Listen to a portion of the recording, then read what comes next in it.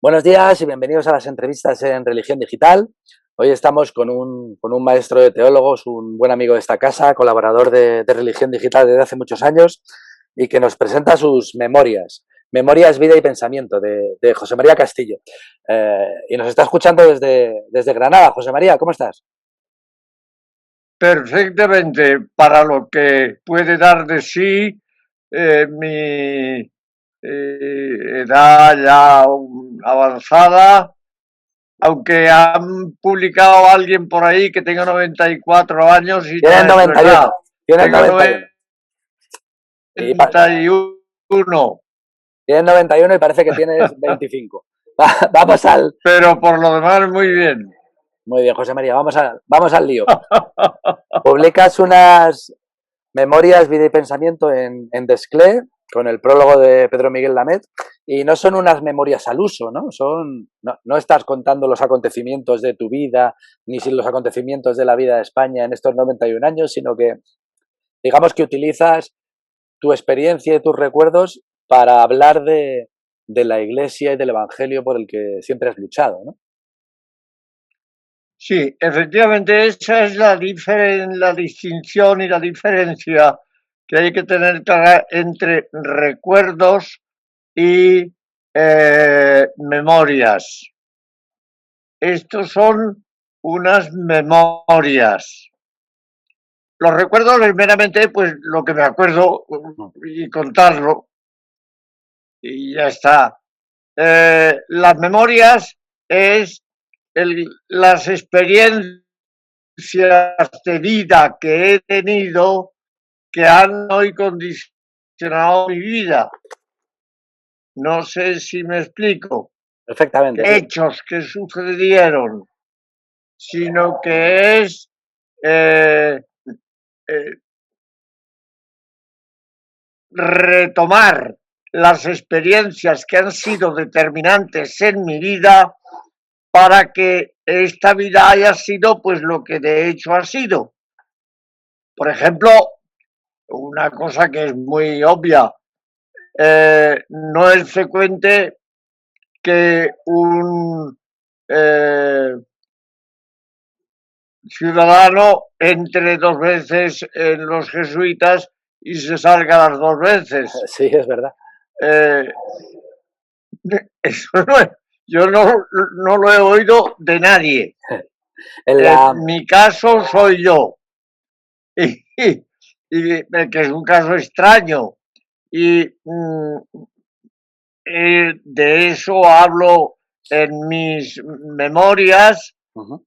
y, pero no es eso lo principal del libro.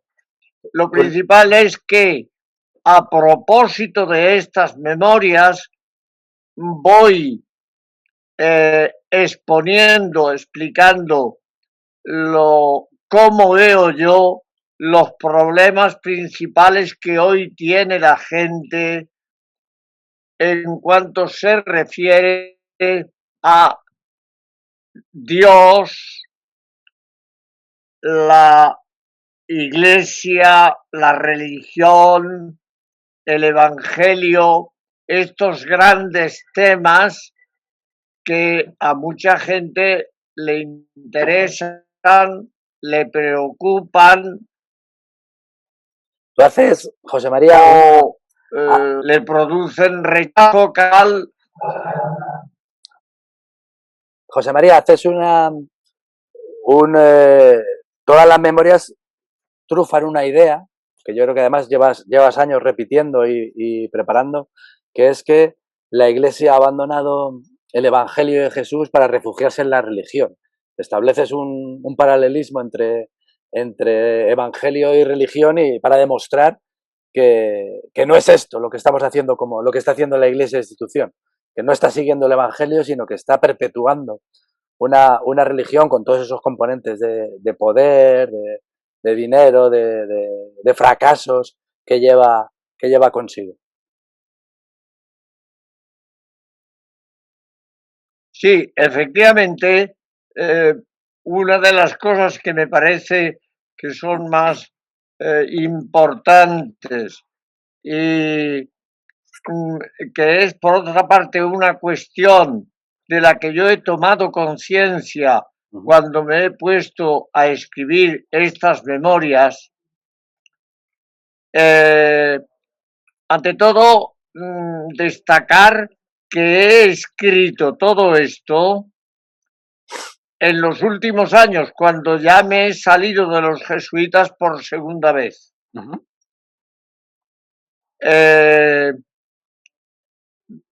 Quien tenga curiosidad, no tengo dificultad en explicar por qué salí la primera vez y por qué salí la segunda vez. Sí, cuéntanoslo. Pero bueno, de eso hablamos más adelante para no ir mezclando unas cosas y otras. Vale. Entonces, en realidad, el problema de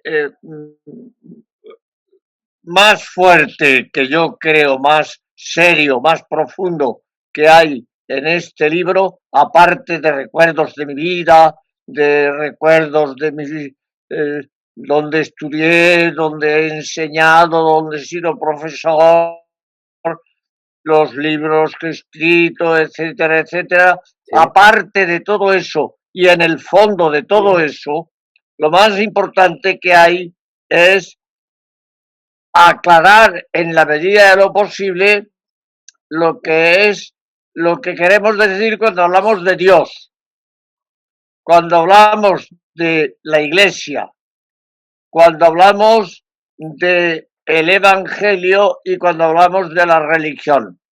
Estas 4 palabras, que son palabras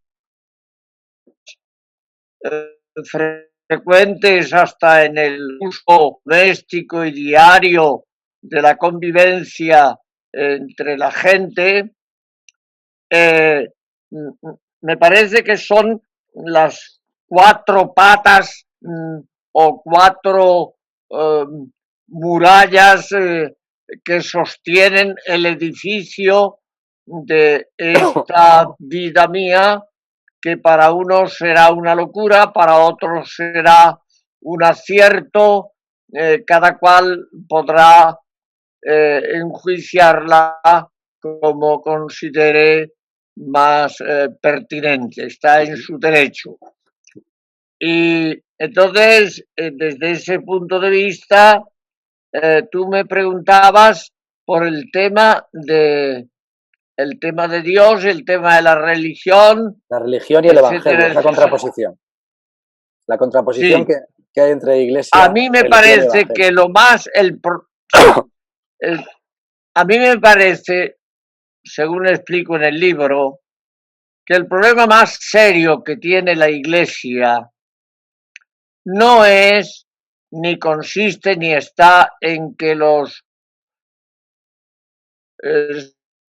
sacerdotes, los curas, sean mejores o peores, estén mejor o peor organizadas, en que vaya más o menos gente a los actos religiosos. No, el problema es mucho más hondo.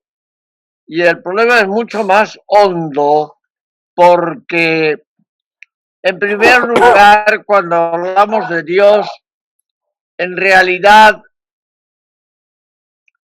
¿de qué estamos hablando? Lo determinante de Dios es la omnipotencia. Si que es el Todopoderoso, eso dice el credo, creo en Dios Todopoderoso.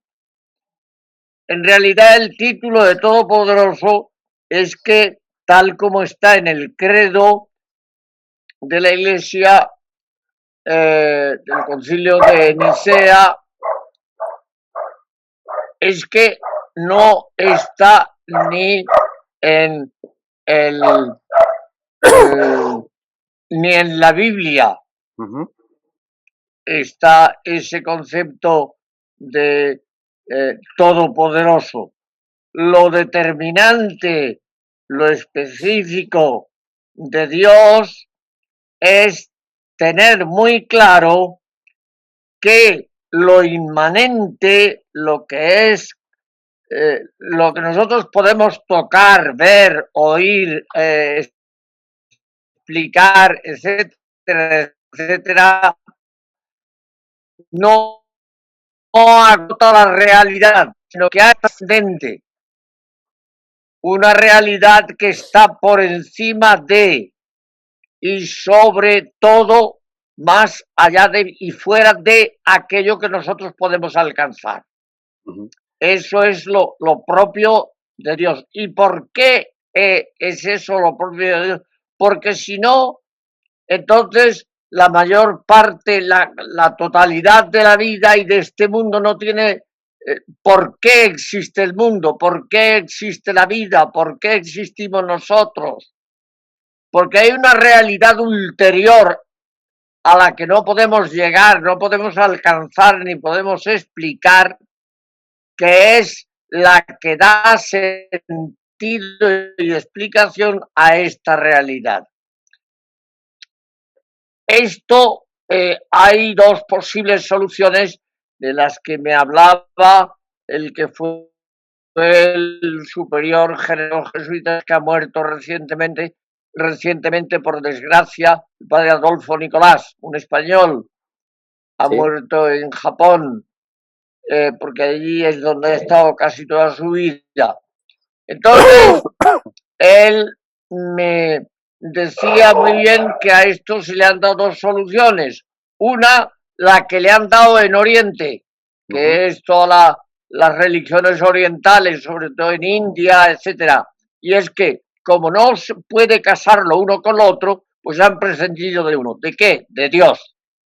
Entonces han quedado solamente con lo humano, y en lo humano, pues, como ha hecho el budismo, vivir en paz, en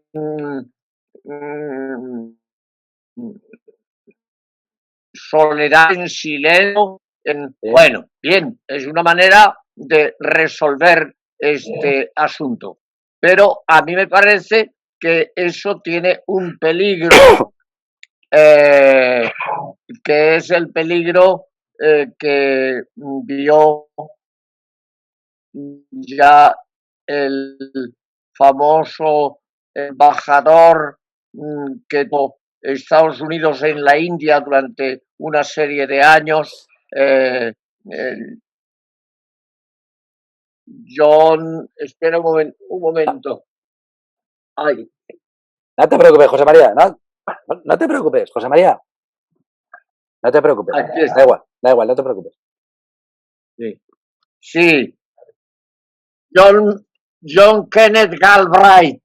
Sí. Este gran, ya murió, el del profeta. Este hombre tan inteligente y tan capaz se dio cuenta de que precisamente en la India, que es un país rico, que tiene muchas posibilidades, pero hay también una cantidad de miseria y de hambre y de necesidad. ¿Por qué? Pues porque el ideal de perfección es que cada cual se concentre en sí mismo y prescinde de los demás, de todo lo demás. Entonces, precisamente por eso, esa manera de resolver este problema a donde lleva es a lo que sabemos que ocurre en la India. José María, la Iglesia... Existen las formas y al mismo tiempo las hambrienta y de gente necesitada. Y eso justificado precisamente por la religión. Mientras que la solución que le ha dado el cristianismo es decir, que es explicar que Dios, el trascendente, el que está más allá de el límite último al que podemos alcanzar, se ha humanizado, se ha revelado, se ha dado a conocer en un hombre concreto, que fue Jesús de Nazaret. Y por eso Jesús es la palabra, es la revelación, es la manifestación que nos dice cómo es Dios, qué es lo que quiere Dios y dónde encuentras a Dios. ¿Y qué es lo que viene a decir, y eso es el Evangelio. ¿Y qué es lo que viene a decir el Evangelio? Que a Dios lo encuentras en la conducta que llevas y que vives. Cuando tu conducta es una conducta honrada, una conducta honesta, una conducta de bondad, una conducta que puede considerarse ejemplar, que ayuda a los demás, sobre todo y tanto más cuanto más necesitados son. Entonces, ahí es donde está Dios. De tal manera que mi convicción es que a Dios lo encontramos en la conducta que vivimos, en la conducta que llevamos. Se puede ser muy religioso y no relacionarse con Dios. Sin embargo, ¿Por qué? Porque eres muy religioso. Te decía que, sin embargo, que sin embargo las religiones fomentan más el rito, el cumplimiento de normas que una conducta del día a día. Tú lo planteas en el libro, que estamos en una iglesia que se preocupa más por el rito, por el mito, por la justificación que por el mensaje y el mensaje y el ejemplo de Jesús. Claro, efectivamente, este es el gran problema que tiene la Iglesia, que la Iglesia ha juntado religión y evangelio, los ha mezclado. ¿Está la Iglesia traicionando el evangelio? Y no solamente los ha mezclado, entiende el evangelio como una parte de la religión, cuando en realidad, si se leen los evangelios con atención, detenidamente y fijándose en el detalle, el evangelio y la religión son incompatibles. ¿Por qué? Pues porque el protagonista y el centro del evangelio, que fue aquel hombre Galileo, que es Jesús de Nazaret, lo persiguieron, lo odiaron y lo mataron. ¿Quién? Los hombres de la religión. ¿Hoy pasaría algo similar, José María? Protagonistas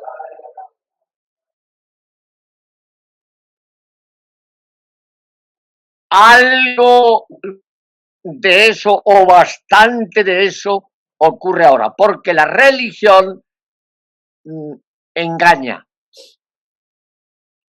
La observancia religiosa engaña.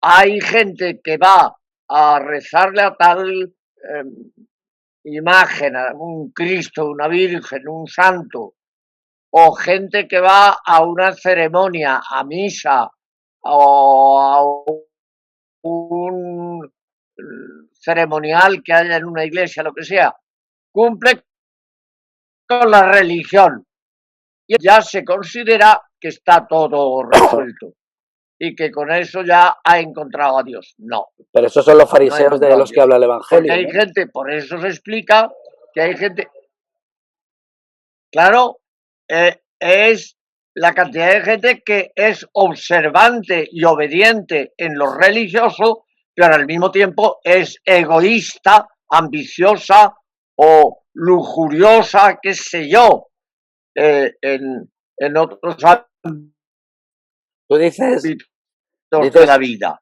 Dices en tu libro, José María, que Jesús... Entonces ahí hay una contradicción. Religión y evangelio.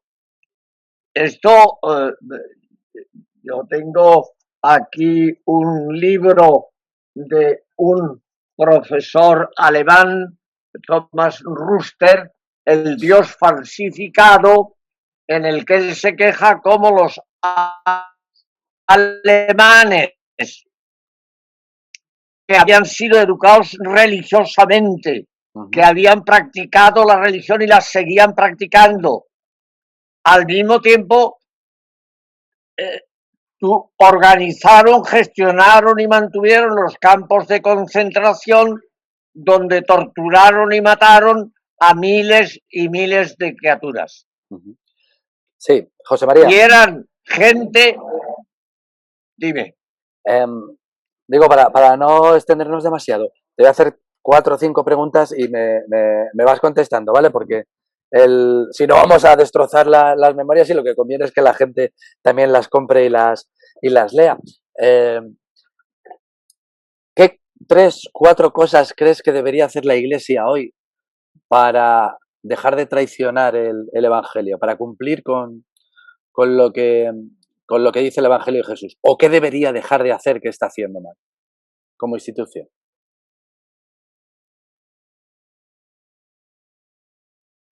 Lo primero que tiene que hacer una persona que quiera cumplir de verdad con el Evangelio es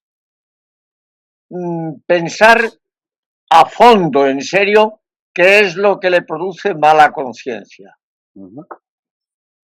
Si lo que le produce mala conciencia es llegar tarde a misa, o si lo que le produce mala conciencia es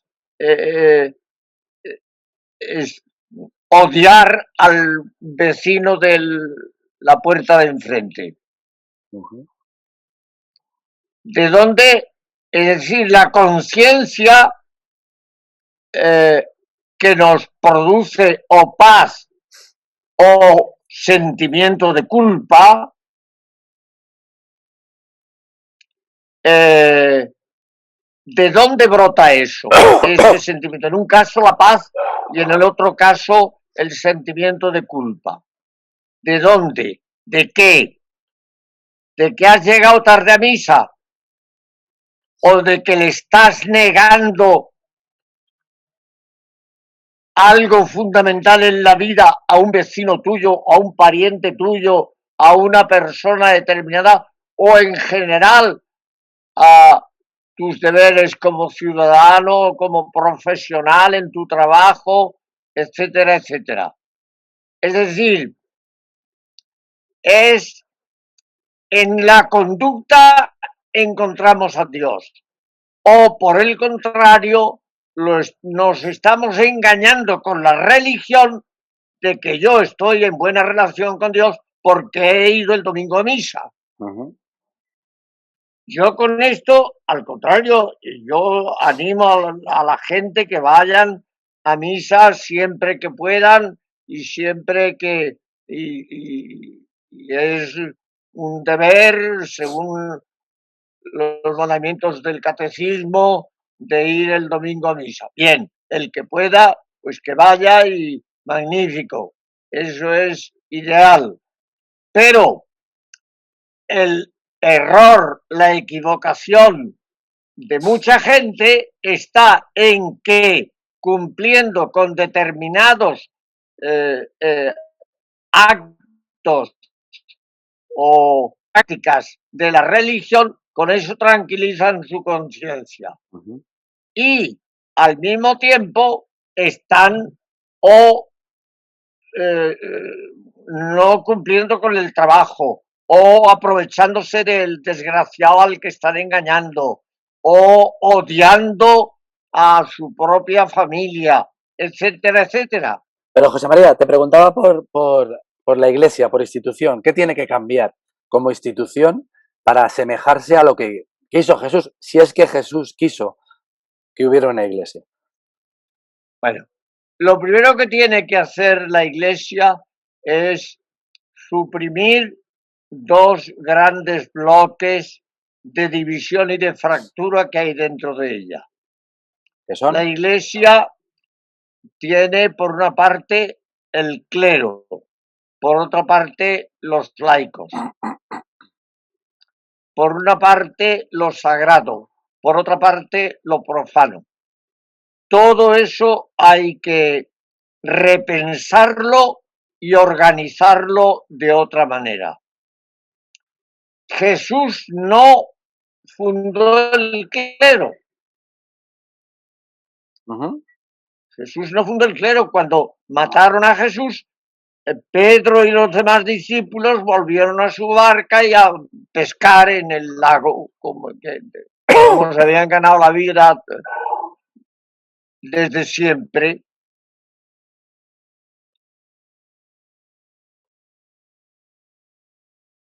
Y es eso, pues la Iglesia lo primero que tiene que hacer es pensar si Jesús fundó el clero y quiere que exista esta división según la cual unos hombres selectos son los que tienen el saber y el poder en la Iglesia y los demás lo que tienen que hacer es la sumisión, la obediencia y el sometimiento al grupo clerical. Esto por una parte. Y, por tanto, eso se tiene que repensar muy a fondo. Se van a hacer sínodos de... Bien, por eso la ejemplaridad y la grandeza del Papa actual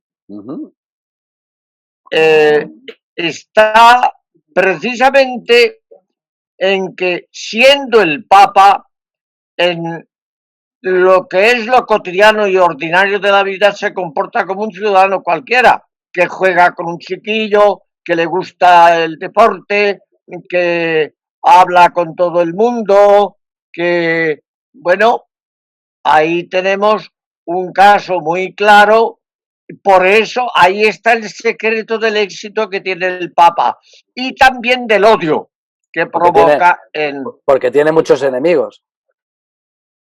Tiene muchos enemigos, claro, porque hay cantidad de gente, de personas que tienen cargos importantes y que ellos han llegado a ser importantes precisamente porque existe el clero y dentro del clero existen grados y dentro de esos grados existen los obispos y más arriba los cardenales y más arriba el Papa, en fin, todo eso, claro, eso es todo lo que es hacer carrera, aprovecharse de la religión para subir, para ser importante, para ganar dinero, para todo eso es la corrupción mayor que se puede hacer no contra la Iglesia, sino contra Dios. Y por supuesto también contra la Iglesia. ¿Hay solución desde la Iglesia o habría que tirarlo todo el edificio hacia abajo y construir algo nuevo?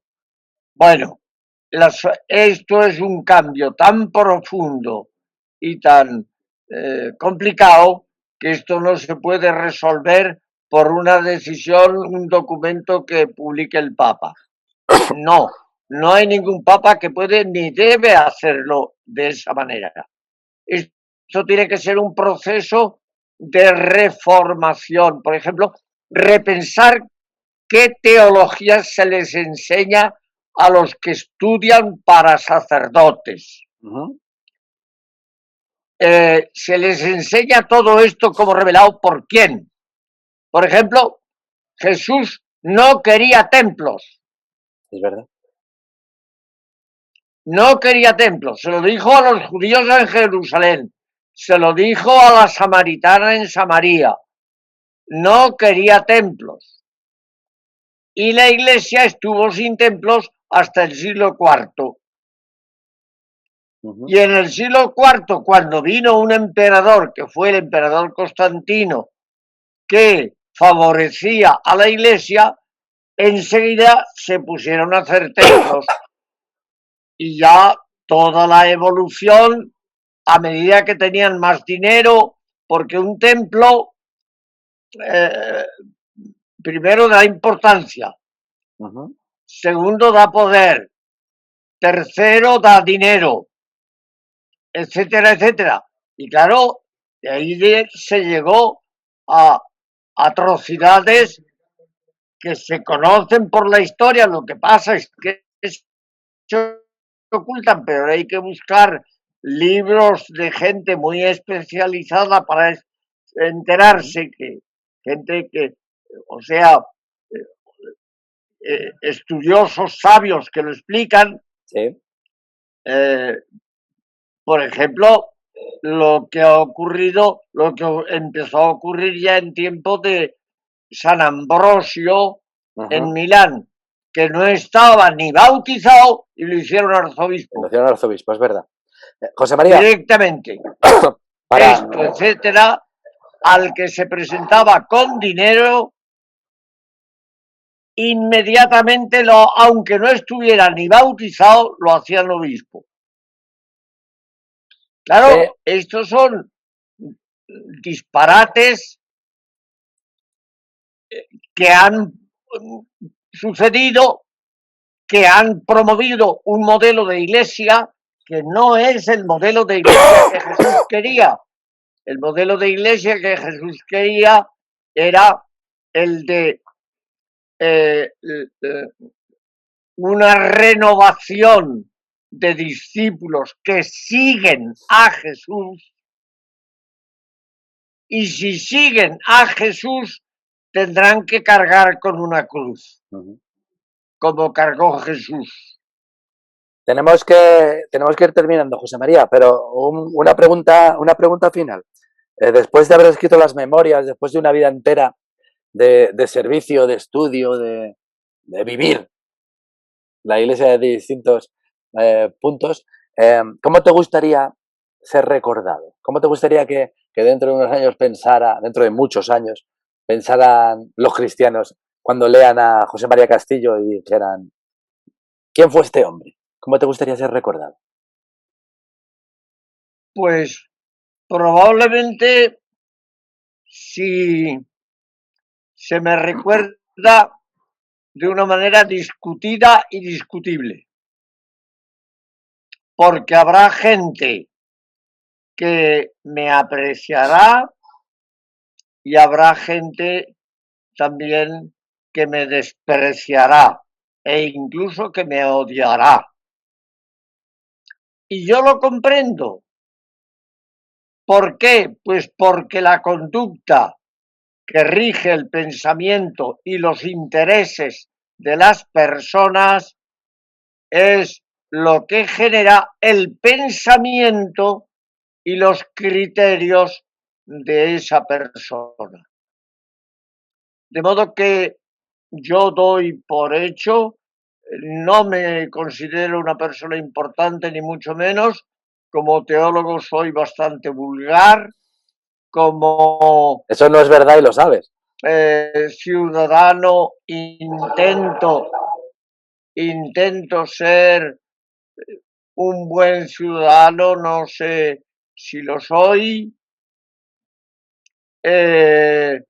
y respeto a los que piensan, sienten y desean de manera distinta como yo pienso, siento y deseo.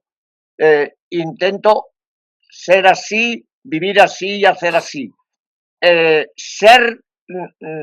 Para llevar esto adelante hace falta una cosa que es muy complicada y difícil, que es ser libre. No estar atado a ningún tipo de intereses. Y claro, cuando tú te sientes libre y vives todo esto desde una experiencia de libertad, entonces puedes pensar con libertad, puedes hablar con libertad y soportar también con libertad las consecuencias que todo esto tenga. Un hombre libre, José María Castillo. Memorias, vida y pensamientos, editado por Desclée de Brouwer, con prólogo de Pedro Miguel Lamet. El libro está pintarrajeadísimo, ya me lo dedicarás cuando nos veamos. Gracias, José María, por el libro y gracias por una vida que afortunadamente sigue dedicada a hacer realidad esto que nos pidió Jesús, que es ir por todo el mundo, anunciar el Evangelio, anunciar la buena noticia y sobre todo hacer la vida en vosotros. Gracias por todo lo que nos enseñas, José María. Un abrazo fuerte. Gracias a vosotros por el bien que hacéis en religión y mediante religión digital. Estupendo. Un abrazo fuerte. Y a ustedes les esperamos compren el libro en nuevas ediciones de las entrevistas en Religión Digital. Muy buenos días.